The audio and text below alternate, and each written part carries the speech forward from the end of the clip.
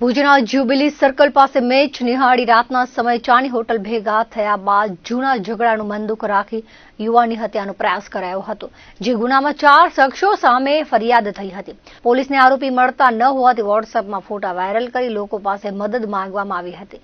જે બાદ એલસીબીએ રાજસ્થાનના જાલોર જિલ્લાના ઝુંઝાણી ગામમાંથી આ ગુનામાં મદદગારની ભૂમિકા ભજવનાર મૂળ રાપરના વેરસરાના જુવાનસિંહ બનેસંગ સોઢા અને માંજુવાસના સત્યરાજસિંહ ઉમેશસંગ વાઘેલાને ઝડપી લીધા હતા. બંને આરોપી હાલમાં માધાપર અને ભુજમાં રહે છે. ગુના કામે વપરાયેલી મહેન્દ્ર થાર ગાડી રોકડા 95,000 કબજે કરવામાં આવ્યા હતા. મહત્વનું એ છે કે આ ગુનામાં જેનો ઝઘડો થયો હતો તે અક્ષયરાજ વાઘેલા અને છરીનો ઘા મારનાર ભાવેશ ગોસ્વામી હજુ સુધી પોલીસને મળ્યા નથી. ગઈ તારીખ 21/3ના રોજ 21 માર્ચના રોજ જે જ્યુબિલી ગ્રાઉન્ડ પાસે જે ક્રિકેટ ગ્રાઉન્ડ પાસે જે બનાવ બનેલો એમાં જે ખૂનની કોશિશનો ગુનો દાખલ કરવામાં આવેલો છે.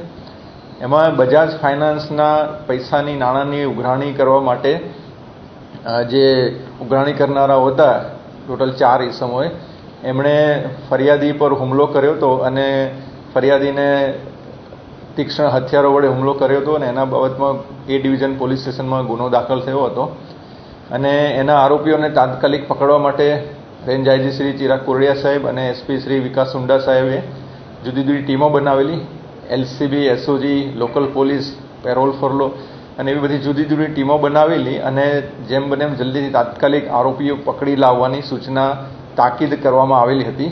અને જે આધારે એલસીબીને લોકલ ક્રાઇમ બ્રાન્ચને જે મળેલી બાતમી આધારે આ ગુનામાં જે ગુનાને અંજામ આપેલો એ 4 ઈસમો પૈકી 2 આરોપીઓને રાજસ્થાન જાલોરથી પકડી લાવવામાં આવેલા છે અને લોકલ પોલીસ સ્ટેશનને આપવામાં આવેલા છે.